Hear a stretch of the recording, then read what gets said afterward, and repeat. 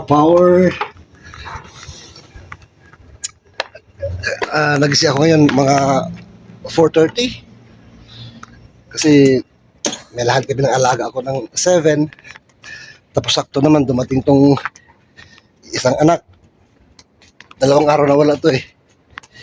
Kailangan kong i-washing yung sasakyan niya, kaya gumising ako na mas maaga para malinis to. Yung Porsche. Minsan-minsan lang kasi umuwi din to.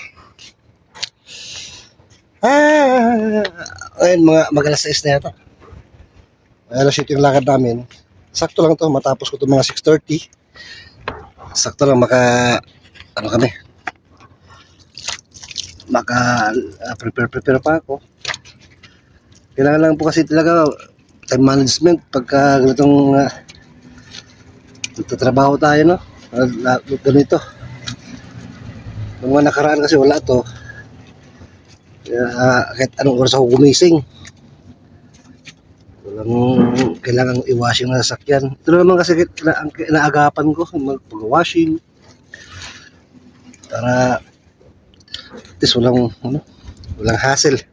Update nga po pala yung tungkol kina Alexa. So far na po,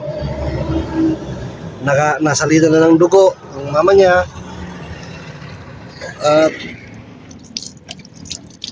inaantay pa ang findings ulit. I-check up ulit siya kung anong may pagbabago ba, kung nag-react ba yung dugo, may sinalin sa kanya, o may kailangan pang ultrasound pa yata siya ulit. I mean, hindi pa na siya na-ultrasound, i-ultrasound pa yata siya para totally malaman kung ano yung mga reason. Dandahan.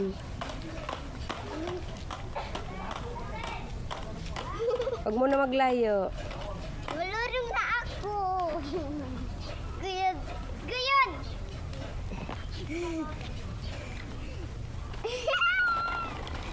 Sige, balik doon.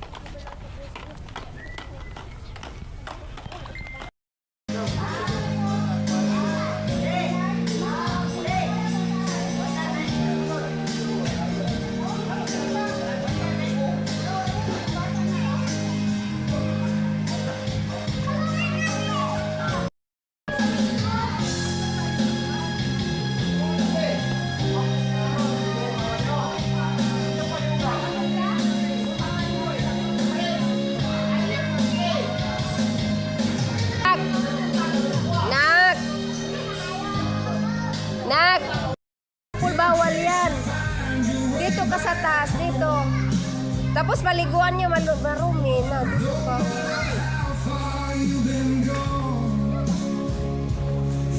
Yan. Kain muna bago magligo.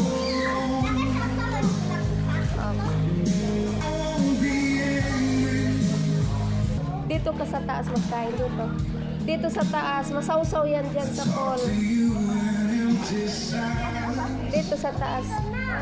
Gutom ka, no? Nagutom ka. Hindi. O, ba't kumain ka kung hindi ka gutom?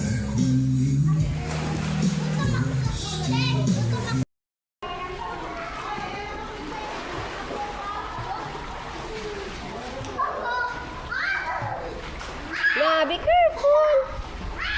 Andun kasi ang hagdan na ko.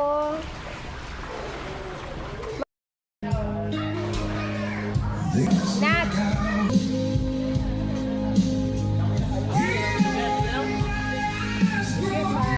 Ano yan? Sanap na, no? Wala, malaki man, no?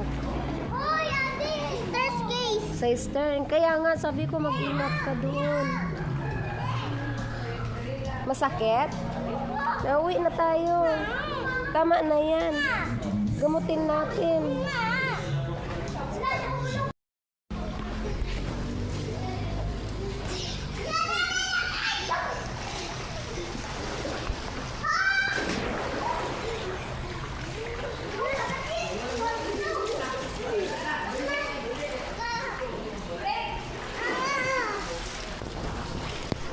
Diyan lang.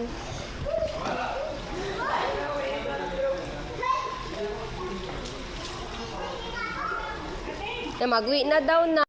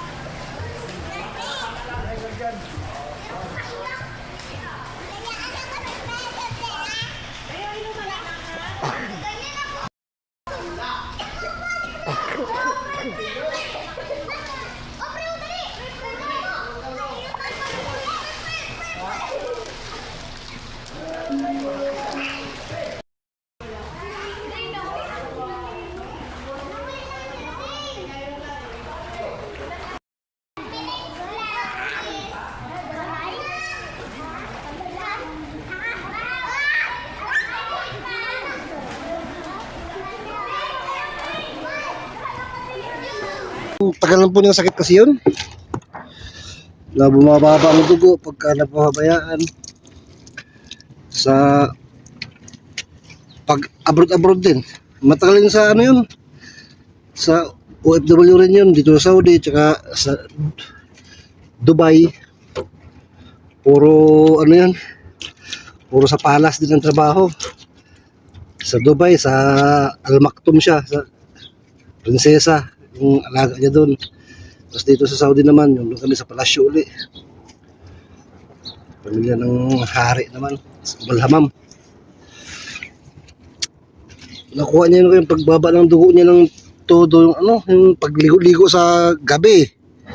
Kaya po, yung mga ano, kabataan, iwasan po niyo yung pagligo-ligo sa gabi talaga.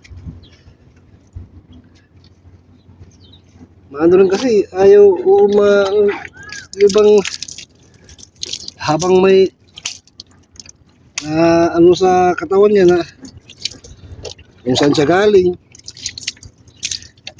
mahirap din yung sobrang malinis sa katawan minsan.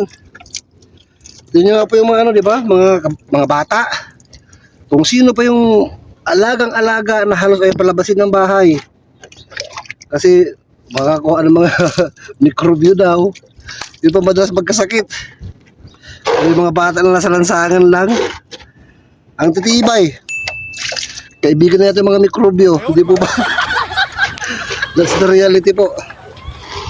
Kaya mahirap din minsan yung sobrang linis. Hihina ang immune system.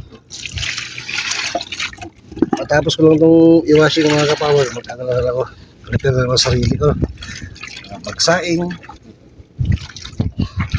May saing pa naman. Maligo. Kasi dalaga po yung alaga ko eh. College. At saka hindi naman po sila ano,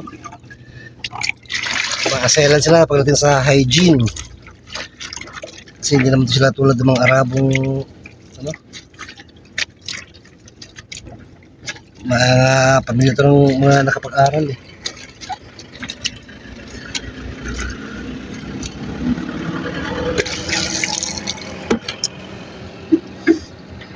Piloto eh, 3 piloto, tapos siya yung bunso, yung alaga ko, nag-aaral ng architect sa college. Gato lang po ang trabaho ko rito mga power. Hindi siya mabigat, pero ano lang din, kailangan mo ng talagang pagbabudget ng oras mo kasi bigla-biglaan minsan yung mga dating nila.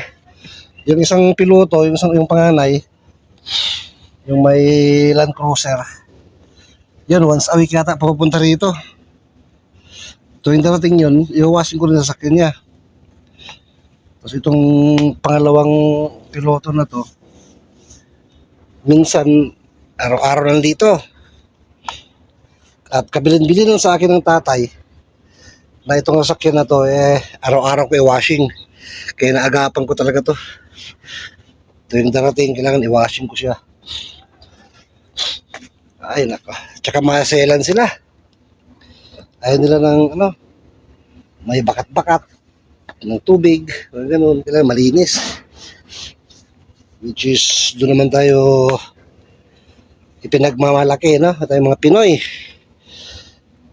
Kaya po pagdating sa sweldo, di hamak na mas mataas ang sweldo ng mga Pilipino pagdating sa abroad. Kasi nga po may ano, ginagamitan ng utak ng trabaho. Yun ang ano nila eh. Yun ang tatak ng Pinoy kahit saan mapunta. Nakakahiya naman, nasirain natin yun.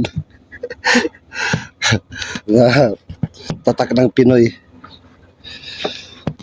Kaya kailangan panindigan natin ang Pilipino. Magaling. Uragon baga.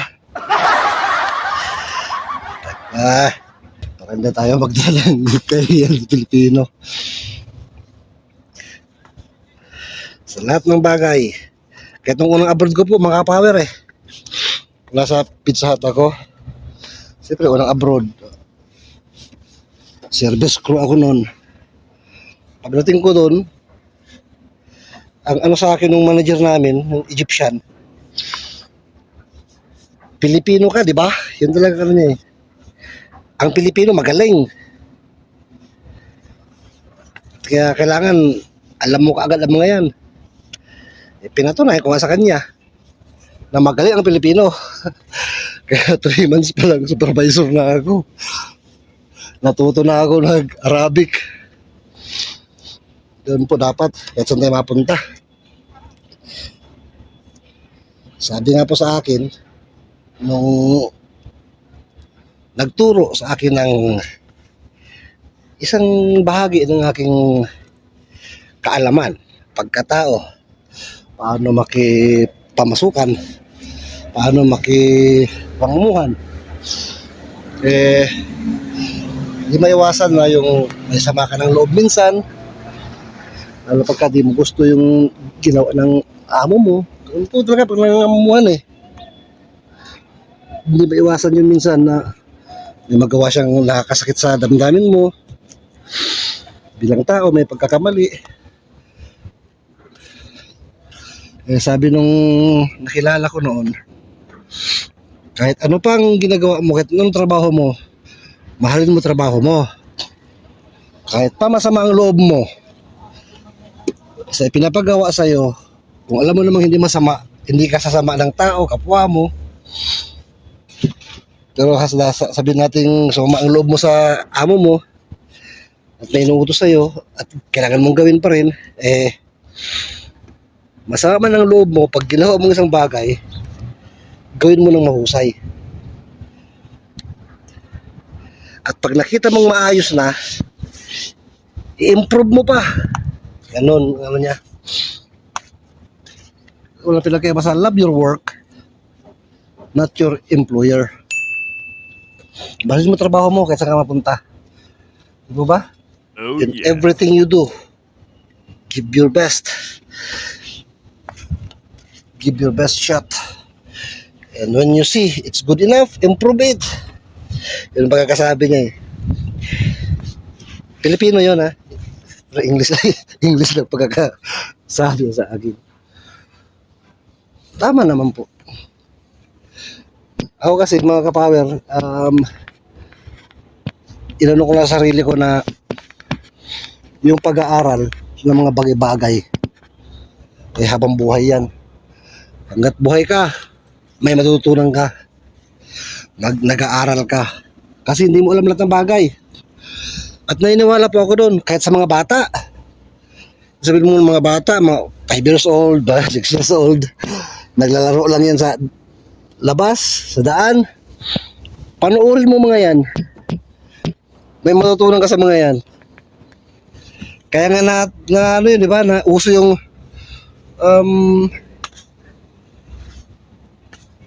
sino yung makakatalo sa grade 5 sa game show?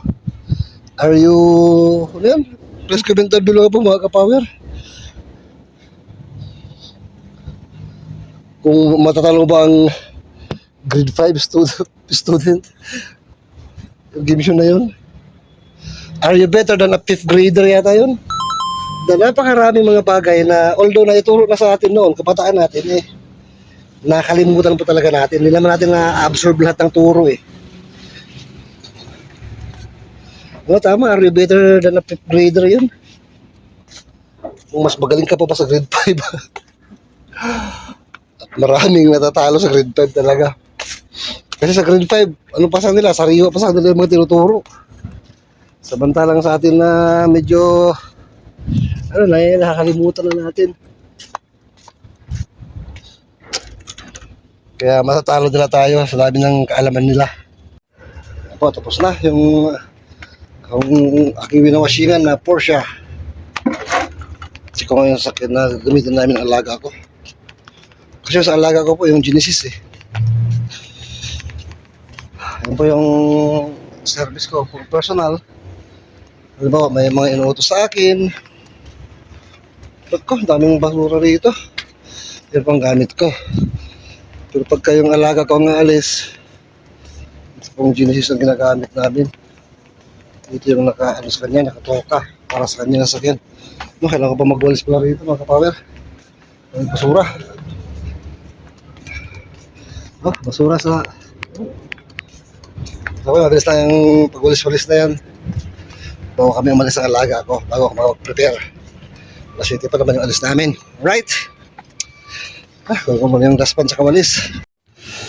Yung mga kapower, I'm ready to go pero yung alaga ko, tulog pa yata, pambihirang bata. Panigurado, hindi kayo matutuloy na ito. Ang hirap pagka maaga gigising kasi nga gano'n oras ang appointment, tapos siya nako, kabataan nga naman, bata pa po kasi yun, 20 years old yung alaga ko talaga. Siya pwede na pagpaliban yung lakad niya eh. Pag di nakagising bukas naman tuloy, ano na po tayo, pang 3 days. Pag 3 days na laging ay, nako. Kahapon, anong oras na yung nakamessage sa akin? Hapon na. Alas 2 na yata. Sabi niya, kagigising niya lang. Birang bata.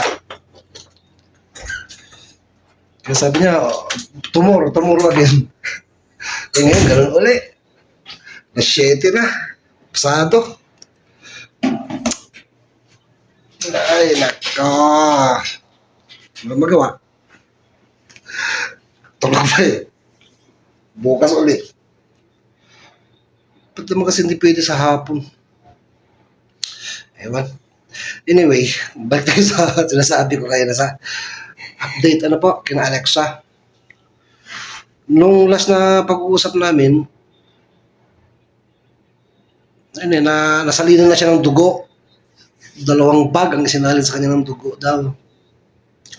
Tapos, ultrasound.